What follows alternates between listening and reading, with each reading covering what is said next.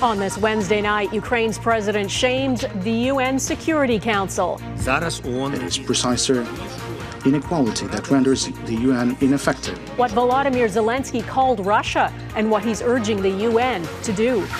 Trans rights are human rights! Dueling demonstrations. I don't want my grandchildren being taught this transgender agenda. Nationwide protests over gender diversity policies in schools.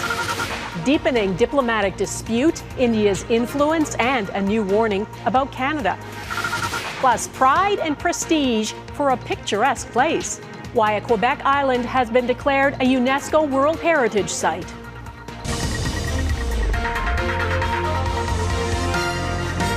Global National with Donna Friesen. Good evening and thanks for joining us. Ukraine's president took on Russia at the United Nations Security Council today, calling for it to be stripped of its veto power. In an impassioned speech, Volodymyr Zelenskyy said Russia has violated UN principles and is a terrorist state that has rolled out a criminal and unprovoked invasion.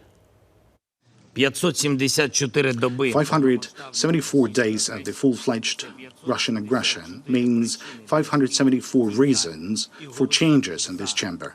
Humankind no longer pins its hopes on the UN when it comes to the defense of the sovereign borders of nations.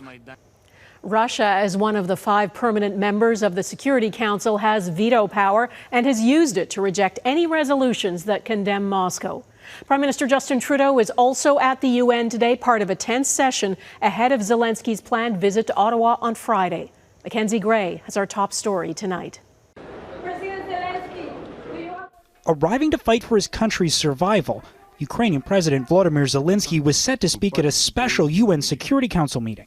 Objective is to conduct a meeting that was quickly interrupted by the Russians, claiming unsuccessfully Zelenskyy should be barred. If you agree, you stop the war and President Zelenskyy will not take the floor. The Russians didn't take that offer, which allowed the Ukrainian president to call for Russia to be stripped of its Security Council veto. Veto right should not serve those who are obsessed with hatred and war. An idea that was unsurprisingly dismissed by the Russian foreign minister. The right to a veto is an absolutely legitimate instrument which is stipulated in the Charter of the United Nations to prevent the adoption of decisions that would divide the organization. Zelenskyy's request was heard by mainly B-list Western representatives, with only Canada, Japan, and Germany sending their leaders to the meeting. So we need to be 100% clear about what is happening right now. A permanent member of this Security Council, Russia, has launched and continues to wage an illegal war. U.S. President Joe Biden was the only leader of the 5 countries with veto power to attend the General Assembly, but left before the Ukraine debate. We must send a clear message, not only to Russia, but to all would-be aggressors, that we will stand up, not stand by, when the rules that we all agreed to are being challenged. But how the U.S. stands up in the future is becoming more uncertain, with the majority of Americans and an overwhelming number of Republicans now opposing future aid being sent to Kyiv. The length of time the war has gone on, the lack of significant progress, any big breakthrough, has contributed to a waning of support. Outside of Ukraine, Justin Trudeau had 5 one-on-one meetings today, including with the leaders of Germany and Italy. And a government source says the Prime Minister brought up India and foreign interference in each one of those conversations. Donna? All right, Mackenzie Gray at the UN in New York, thanks. President Zelenskyy will be in Washington tomorrow. It's expected he'll get an additional $325 million in military aid, though support for sending Ukraine even more help is on shaky ground there. As Russia's war rages on and a second winter of fighting is approaching, a strong Russian defense is making any frontline gains nearly impossible. Crystal Goomansingh reports.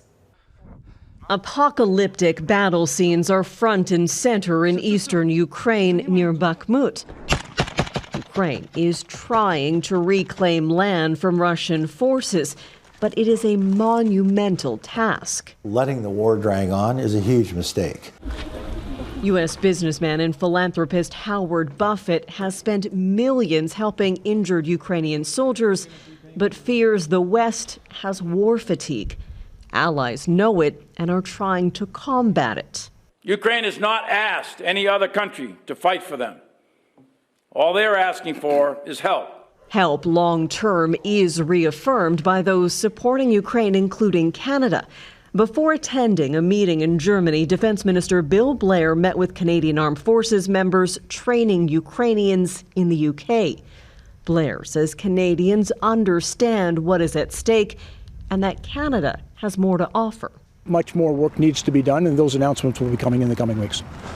Ukraine's front line reportedly stretches over 1,000 kilometers. That's roughly the driving distance from Vancouver to Banff. Ivan says his biggest fear is the Russians will reach his hometown, a thought interrupted by an explosion. Russia is not just defending what it has taken from Ukraine, but is pushing for more.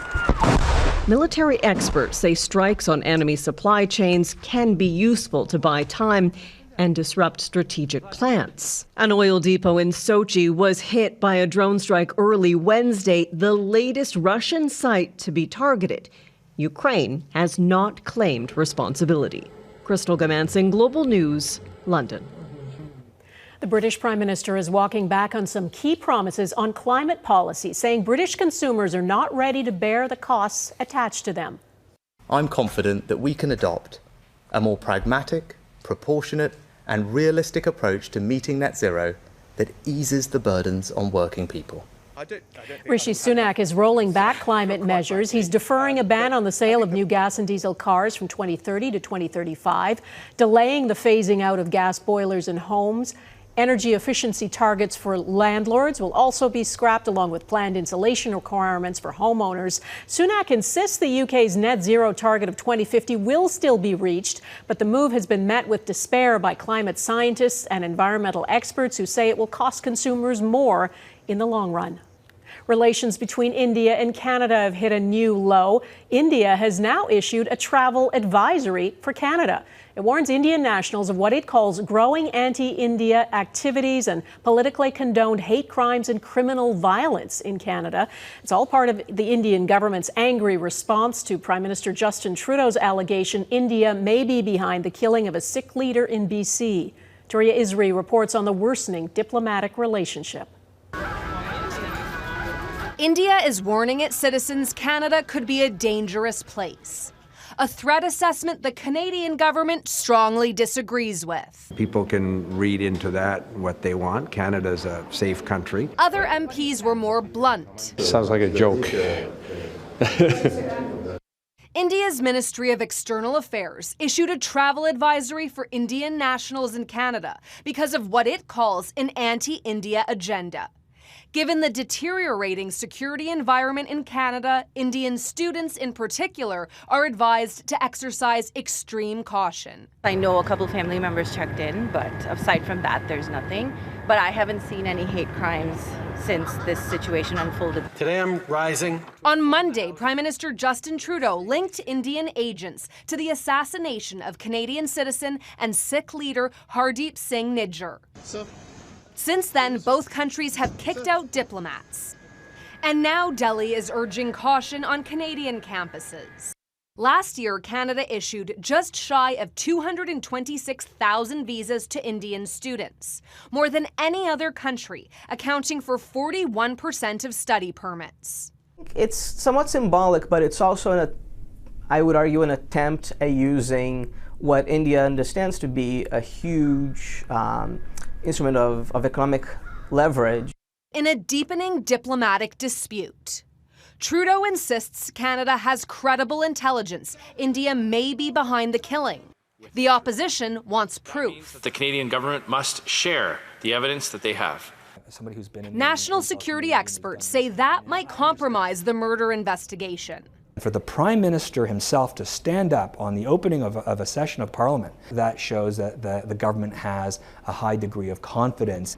And while tensions are escalating between both countries by the day, so far Global Affairs has no plans on changing its travel advisory for Canadian citizens in India.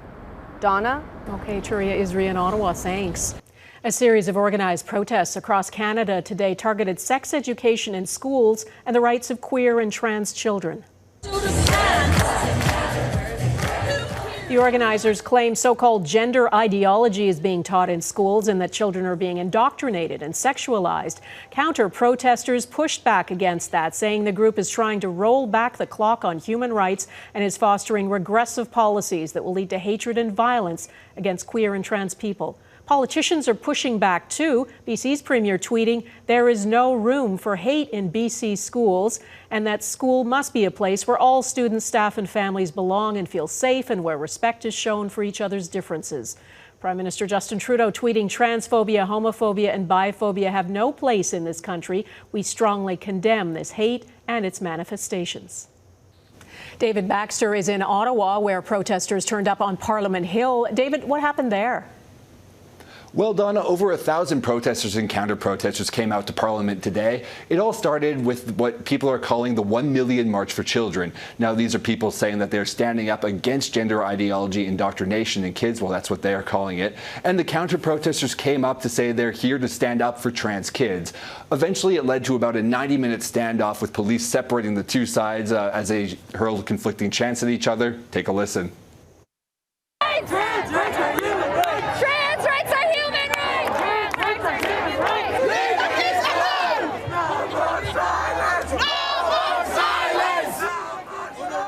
As you can see there, that initial protest began to march down Elgin Street away from Parliament Hill, and after that, people began to disperse around here. Now, similar scenes unfolded across Canada. Take a listen to what protesters on both sides had to say in Victoria. I'm here to protect my grandchildren from any sexual orientation in schools. It's wrong. Our kids deserve to be innocent. Not the school telling the parents how to raise their kids. I think it's misguided, and I think there's some confusion about maybe what we do in schools. What we teach is inclusivity so that every person can see themselves reflected in their school and their school material. David, those who organize this march claim they're protecting the innocence, the safety of children. Plenty of people, though, think it's exactly the opposite. Yes, Donna, and that's exactly what brought the counter-protesters out today, including the NDP caucus in Ottawa. Jagmeet Singh was actually part of the line leading the counter-protest march up Parliament Hill. I spoke with him just before that about the gender policies in New Brunswick and Saskatchewan schools. It shows the bullies that the Conservatives are, and it shows that they're not actually dealing with the problems that people are faced with and are trying to create division and pick fights with vulnerable people. Now, LGBTQ+ advocates say this is about protecting vulnerable youth in schools. And now, a University of Ottawa study last year found that trans kids are 5 times more likely to think about suicide and 7 times more likely to attempt it than their cisgender peers. Donna? All right, David Baxter in Ottawa. Thanks. Fall is almost here. That means flu season is not far behind. Coming up, what that means for you.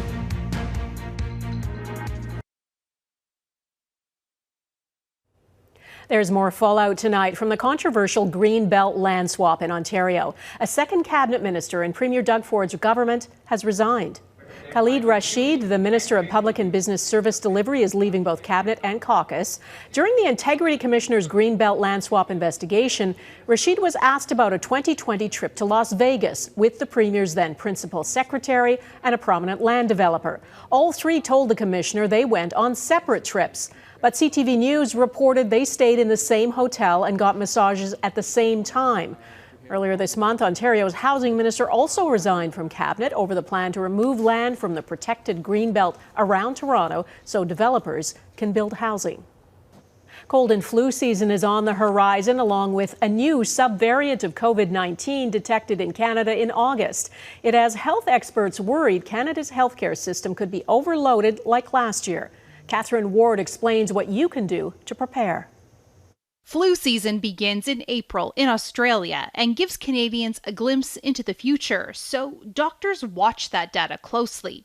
The numbers seem to be a bit below or at the same level as prior years pre-pandemic. There was a kind of early sharp rise and then a decline that happened a bit earlier than expected. But as our flu season approaches, doctors say getting that flu shot is a tough sell. I'm worried because people are tired of vaccination. They're tired of COVID shots, and by extension, they're tired of all shots. Dr. Brian Conway says vaccines are key to keeping people out of the hospital. If we let our guard down and we have too low an uptake of vaccination for COVID and flu, that'll lead to increased transmission and will potentially stress the healthcare system more significantly than it can bear. 43% of Canadians got a flu shot last year.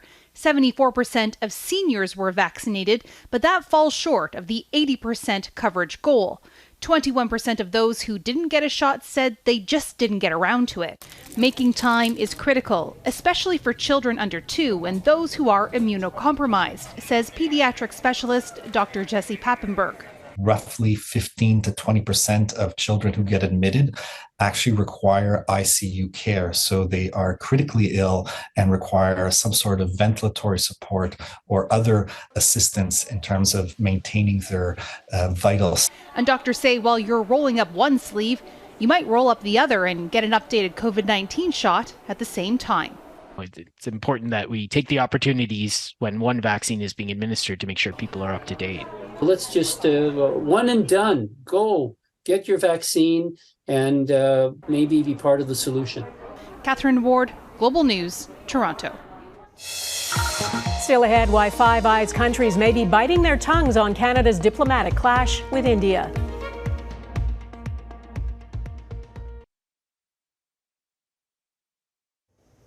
Canada's allies are walking a diplomatic tightrope after Prime Minister Trudeau said India may have been behind the killing of a Sikh leader in BC.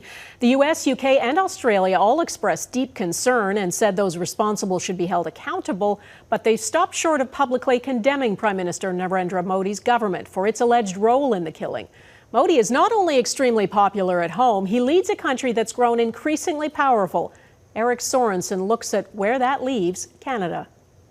A diplomatic clash with India is no small tiff. And it is India's moment to shine. Narendra Modi has emerged as a powerful player on the world stage. India, now the most populous country with a booming economy. Modi's unabashed Hindu nationalism has made him popular in a nation with more than 1 billion Hindus. And at the G20, he was the host and the star, showing India's growing influence in world affairs. It's actually a very great deal for our country. People will know what India is and what developments we have made. I'm feeling great about it. It's a proud moment for being an Indian. It's a proud moment for us. When India landed on the moon, there was Modi on screen. This success! The World Press Freedom Index suggests Indian media have become more concentrated, more partisan, and more friendly towards Modi. They cheerlead Modi. They have been uncritical admirers of Mr. Modi. This professor says it all helps Modi project international influence. India likes to think that he's a very significant player in terms of India's geopolitical heft. In purely diplomatic terms, Canada has taken on a heavyweight. Modi is a sought-after partner with Western leaders who have not jumped to Canada's side in spite of allegations of state-supported murder in this country. It is critical that Canada's investigation proceeds and the perpetrators be brought to justice, is all that Washington would say. And from the UK, we're in close touch with our Canadian partners about these serious allegations. It would be inappropriate to comment further. India is being seen, at least in the Western world, as a strong bulwark against China. India is definitely on a firmer ground that way, because of its location, because everyone is trying to go India. For now, Canada-India relations are at a low point, and India is pushing back against Ottawa's allegations. You're dealing with an Indian government which won't take this lying down.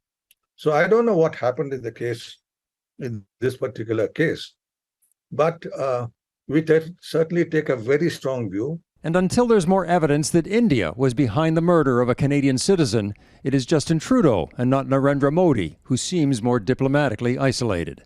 Eric Sorensen, Global News, Toronto. Protected paradise next to Quebec Island becomes part of an exclusive club.